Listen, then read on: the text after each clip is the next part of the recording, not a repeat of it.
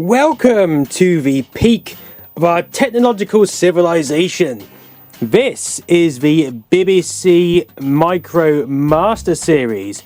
There we go, British Broadcasting Corporation Master Series microcomputer, released in 1986, included a number of enhancements over the BBC Micro, including a 65 S12C processor, I think, rather than a 6502. And 128 kilobytes of RAM as standard. It also came with these cartridge ports, which are fully compatible with the Acorn Electron edition, but plugged in the back. And it was, it wasn't 32-bit because it had to be backwards compatible with the BBC Micro, so it still retained a 16-bit address bus. But it was a vast improvement and came in a Turbo series and various other editions which were enhanced. And I just wanted to show it to you in the same vein that I showed you my Acorn A7000 the other day as a quick look. Someone in the comments requested that I showed my BBC Micro, so here is a BBC Micro, albeit in the master format. If we look on the back, we have...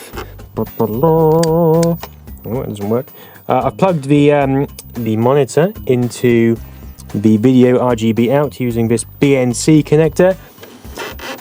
We also have RGB and analog.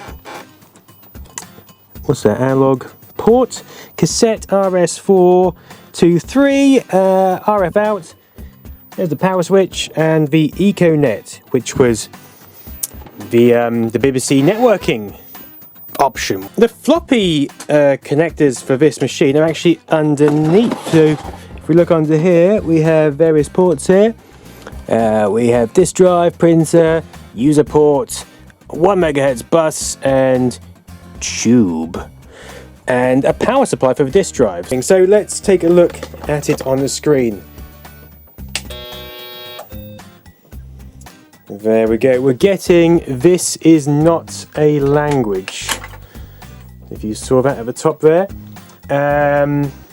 Type basic. Okay, I think the battery has died, the CMOS battery. So, with these machines, you can hold down the R key, which is different to the Acorn Archimedes series. Boot, and it will reset the CMOS RAM. Then you press brake to continue. And if I press Control and D and something else, brake, there we go. We are into the screen. And from here, various things we can do. This is the disk operating language, so we can look at the ROMs. We can get status on the machine, ST full stop. There we go, board, no tube, quiet, blah-de-blah. And we can also... I can't. Let's start this again. I can't see on the bottom of the screen. We'll just switch it off and switch it back on. There we go. Lovely job. Control D. Brake. If I type in basic, not ASIC, it doesn't like that, does it?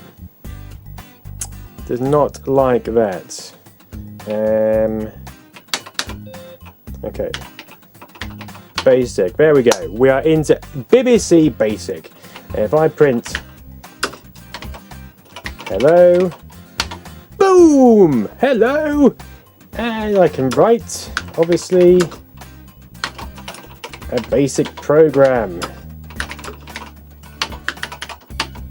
There we go, the standard basic program, and we can break out, and we're back to the main screen. Now this keyboard is, you know, a high quality jobby, as you'd expect. These machines weren't cheap.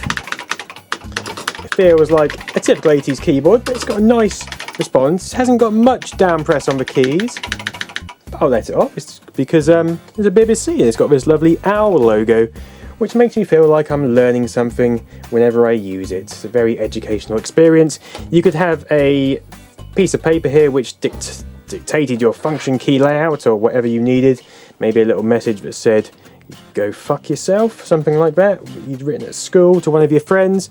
Anything like that at all. It was endless possibilities. I'll probably dig out the original BBC Micro in a second, and I'll do another video on that as well. Expect a full system review on this in the near future. But for now, thanks for watching this short BBC Master experience. I'll see you soon.